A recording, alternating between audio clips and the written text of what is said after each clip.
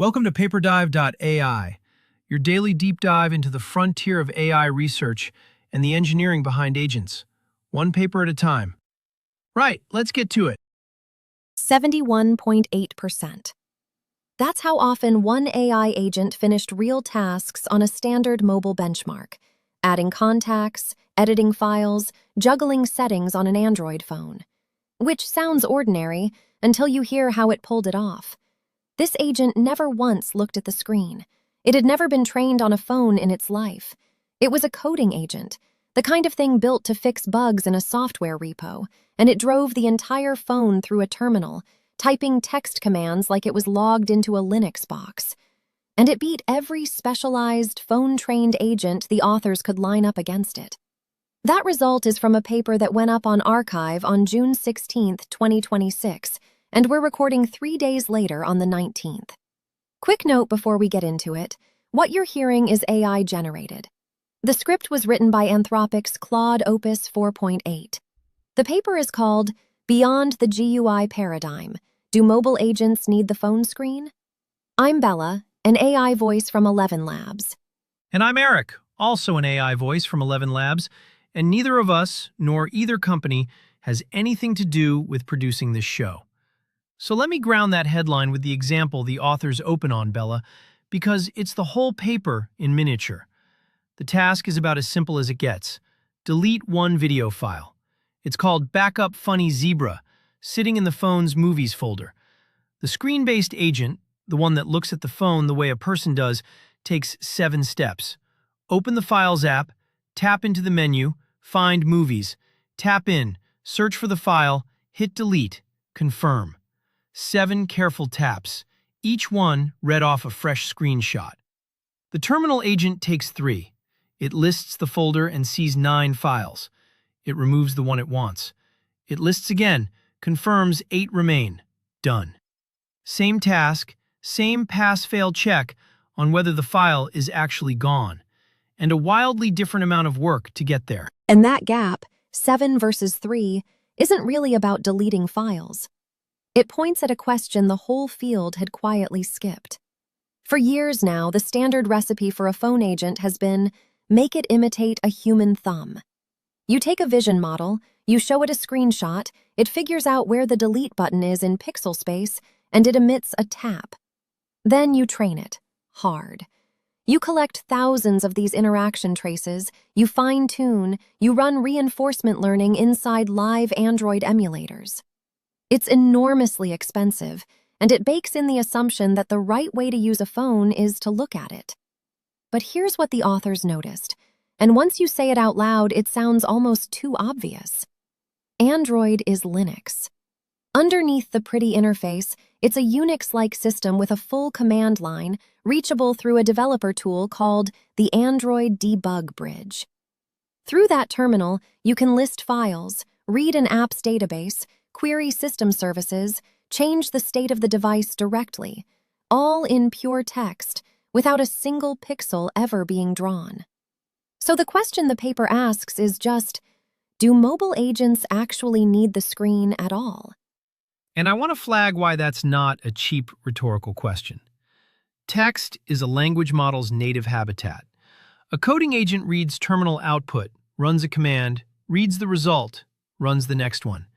That's exactly the loop it was built for. The bet here is that the skill which lets Claude Code fix a bug in a Linux repo transfers, basically intact, to operating a phone. The screen was never the model's strength. It was the human's interface, and we made the model cosplay as a human to use it. Right. So the paper is structured as a layered argument, and each layer is built to answer the obvious objection to the layer before it. The first layer is just, is this even viable? Can an off-the-shelf coding agent with 0 mobile training keep up with the specialists who were trained for exactly this? And the methodological move I really admire here is how cleanly they isolate the variable. Same tasks, same random seeds, same scoring. The only thing that changes is the interface. Does the agent see screenshots and emit taps, or does it see terminal text and emit shell commands? Everything else is held still. That control is the part that makes the comparison fair. And it hinges on one decision: how they grade. They don't use an AI judge reading the transcript and forming an opinion about whether the agent did well. They use a rule-based verifier, a script that just inspects the final state of the phone. Did the file actually get deleted? Did the contact actually get added? Pass or fail, no model in the loop. Which matters because both kinds of agent get judged purely on whether they changed the world correctly, not on how they got there. Now, to make a coding agent work on a phone, you can't just hand it a terminal and walk away. It doesn't know what Android is. So the authors write it a system prompt distilled from public Android developer docs. And this is where a skeptic should lean in, so let me be precise about what's in it. It's generic know-how. A 4-phase rhythm: find the relevant data, inspect the current state, act, then verify. A priority order for how to change things. Try the official channels first, fall back to writing the database directly only if you must. Some efficiency rules like batch your probes, and if 2 or 3 probes turn up nothing, stop digging. And a list of Android gotchas. For instance, after you write a file, you have to ping the system so the photo app even notices it exists. What's crucially not in the prompt is any task-specific or app-specific information. It teaches the agent how Android works in general. It never tells it the answer to any task. And the headline number lives at the end of that setup? It does. The best configuration, Claude code running on Opus 4.7, hits that 71.8% on the benchmark called Android World, and just under 52% on a harder one called Mobile World. The reproducible screen-based baselines? On Android World, they land around 69, 68, 58%. On the harder benchmark, it's not even close. They're at 43, 26, 13. And the part that makes this a paradigm result and not a lucky champion result, every CLI configuration they tried stayed competitive. A second coding agent on a different model cleared 70% on Android World and did it in fewer steps. It's not one clever agent. It's the whole class. So that's viability handled. But viability just says, as good as. The authors then ask a sharper question. How good could a terminal agent possibly get? And they answer it by hand-building what they call Oracle solutions. Yeah, and this is my favorite stretch of the methodology. An oracle here is the best possible terminal solution to a task, constructed by humans working with the model. And they impose 2 rules on it. 1, it has to actually pass the verifier. No fantasy solutions. 2, and this is the honest part, it has to reach the answer through real exploration. It's not allowed to cheat by peeking at the verifier's source code or hard-coding the answer it already knows. Each task gets a few attempts with feedback, and then 3 independent professionals have to sign off. A task only counts as terminal solvable if all 3 agree. And what they find is that about 89% of the tasks on Android World, 103 out of 116, are solvable through the terminal alone. On the harder benchmark, around 86%. But the number that actually stopped me was the step count. Those Oracle solutions average 3.7 steps per task. The live agents were taking around 15.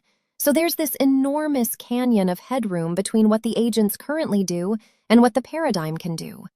They're not near the ceiling, they're nowhere near it. And to their credit, the 13 to 16 tasks that aren't terminal solvable are exactly the ones you'd predict. Transcribe a receipt photo, freehand draw something, take an actual camera picture, record audio. Anything genuinely visual or anything that captures fresh multimodal data that stays outside the terminal's reach, full stop. They enumerate every one of them. It's an unusually honest way to bound your own claim. Now, there's a wrinkle in here I think is the most quietly useful finding in the whole paper, and it's about the tools. So the authors don't just give the agent raw shell access, they also wrap some commands into cleaner tools. A tool for running database queries, tools for reading and writing files, that kind of thing. And these mostly exist to solve one mundane, infuriating problem: shell escaping. Escaping, meaning The punctuation problem? Exactly that. When you type into a shell, certain characters, quotes, apostrophes, have special meaning, and if you don't handle them carefully, the shell misreads your command. Think of it like dictating a sentence full of awkward punctuation over a bad phone line versus just emailing the text. And there's a case study in the paper that is honestly a little comedy of errors. One task involves saving a note. The bash-only agent, working with raw commands, burns 17 steps fighting nested quotes and formatting. It ends up writing the wrong kind of empty value into the database, and fails. The version with the clean tools reads the schema in 2 tidy calls and finishes in 11. There's an even crisper one where a single apostrophe, in the French word l'amour inside a note, sends the bare bash agent down a 10-step escaping rabbit hole. The tool version just encodes the text safely and does it in one shot. Strangled by an apostrophe for 10 steps. That's painfully relatable to anyone who's ever written a shell script. Right? But here's the twist, and it's the actual finding. Those tools help weak models enormously and strong models almost not at all. One model, GPT 5.3 Codex, jumps something like 12 to 14 percentage points when you give it the tools, and gets meaningfully cheaper to run, too. The strong Claude models? They barely move, a point or less. So the authors land on this crisp rule. Tools should be gated on model strength. And the intuition there is clean. Picture handing someone a nail gun. A novice carpenter who is losing time fighting the hammer, they improve dramatically. A master who already internalized all the fiddly mechanics barely speeds up, because the swing was never their bottleneck. The tools remove the fiddly part, so they rescue the weaker model and leave the strong one roughly where it was, because the strong one had already absorbed the escaping pain on its own. Which is a genuinely portable lesson about agent design. Scaffolding pays off inversely to how capable your base model already is. Okay, Eric, this is your half. Because so far the story is, terminal agents match the screen agents. The paper's bolder claim is that on a whole category of things people actually want, it isn't even a contest. And this is where the paper turns from a result into an argument. The authors make a claim about the benchmarks themselves. Every existing mobile benchmark was designed around the screen. So, by construction, it only contains tasks a tap sequence can express. And that's a sampling bias. It means an entire class of real user needs is just invisible to the scores, because no one ever thought to measure what the screen can't do. The analogy I keep coming back to: imagine testing how good a car is on a track shaped like a parking lot. Tight turns, no straightaways. Cars built for cornering look fantastic. You would never discover that some other car is twice as fast, because your track has no highway to find out on. The existing benchmarks are the parking lot. They can't reveal capability that lives off the screen because there's no off the screen on the test. So they build a highway. They build a highway. 45 new tasks across 5 categories, all chosen specifically to be things touchscreens serve badly.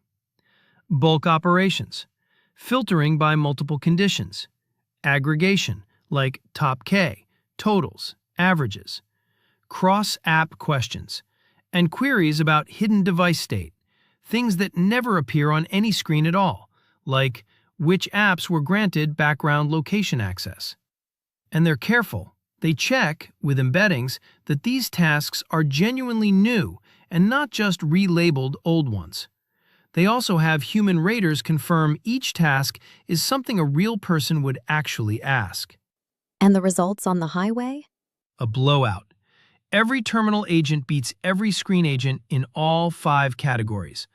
Overall, the terminal agents score somewhere in the low to high 60%. The screen agents are stuck between 22 and 33, and they do it in roughly half the steps, about 11 on average versus nearly 19.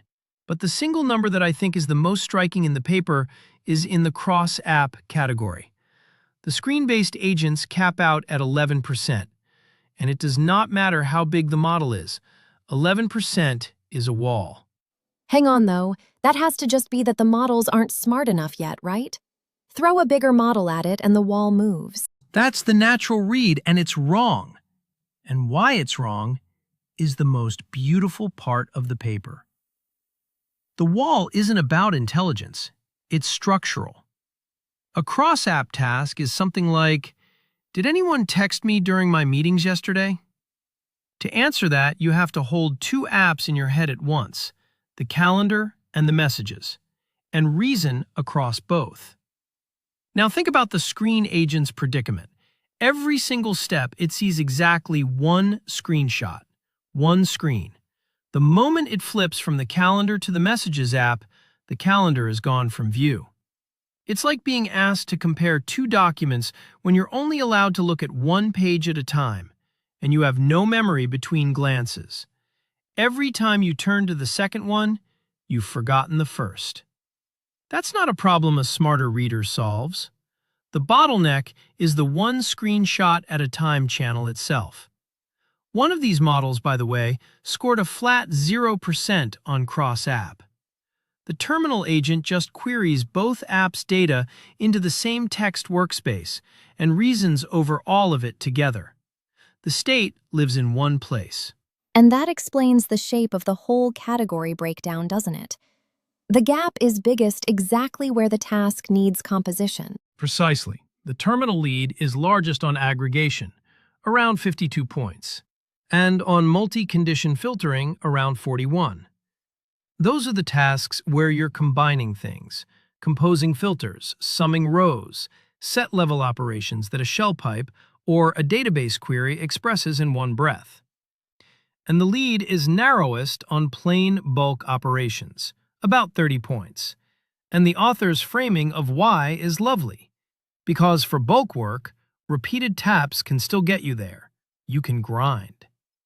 So the advantage grows with composition and shrinks with mere repetition. Summing 100 numbers by tapping is tedious but doable. Filter to the rows above average, then total those. That's where the screen just gives up on you, and you give up on it. That's the part that lands for me as a real human experience. The reason you don't check which apps have your location or whether your spending is above your own average, it's not that it's impossible on a phone. It's that tapping through 40 screens to find out isn't worth it. Those are the tasks people abandon, and the terminal makes them one-liners. Right, these aren't exotic. Show me my expenses above my average is a thing a normal person wants and quietly never does. So let me play the skeptic for a second, because the paper is unusually honest about its own soft spots, and I don't want us to oversell this. The biggest one, for me, is this really terminal paradigm beats screen paradigm? Or is it well-engineered terminal harness beats off-the-shelf screen model? Because the terminal agents got a lot of love. That long, handcrafted system prompt, the four-phase reasoning cycle, the priority hierarchy, the custom tools. The screen baselines were mostly run as is. That's the one that nags at me too, and I don't think the Oracle ceiling fully closes it. The authors are scrupulous that no task-specific answer leaks into the prompt. That part I believe. But no answers isn't the same as no engineering. The honest version of the claim is something like, with good harness engineering, the terminal paradigm reaches competitive territory and dominates a class of composition tasks. What we don't know is what the screen side looks like with equivalent harness love poured into it. The two contestants didn't get the same coaching. And there are two more I think we have to say out loud, because saying them makes the rest more credible, not less. First, the very best reported screen agent actually still wins on one benchmark. There's a system called UI Venus that hits 77.6% on Android World, higher than the terminal agent's 71.8%. The authors set it aside because its evaluation pipeline isn't public, so they can't reproduce it. That's a defensible call, but it means the headline, beats every screen baseline, quietly leans on the word reproducible. And second, The choice of which benchmarks to keep is itself a little correlated with what terminal agents are good at. These benchmarks grade by checking the final device state directly, which is precisely what a terminal manipulates directly. One benchmark, Android Lab, was excluded because its verifier checks the interface structure instead, which doesn't fit the terminal paradigm. That's a reasonable exclusion in isolation. But step back, and the playing field, while internally fair, was partly selected to be compatible with one of the players. And the new task suite is, by the author's own description, designed around tasks the screen wasn't built for. So that 60 versus 30 blowout is somewhat self-fulfilling. It's real evidence that these tasks exist and matter. It is not evidence about how often, in a normal day of phone use, you hit a composition task versus a tap-and-go one. The realism rubric tells us the tasks are plausible. It doesn't tell us they're representative. And I want to keep that one open rather than tidy it away because I think it's the live question. The paper convinced me the category is real and that the screen has a hard structural ceiling on it. It did not convince me, and I don't think it tried to, that the terminal is the better default interface for the median thing a person does on their phone all day. Those are different claims, and the second one is the one a product person actually needs answered. I think that's fair, and I don't think the paper would fight you on it. Which brings us to the limitations they put their own name to, and they're candid.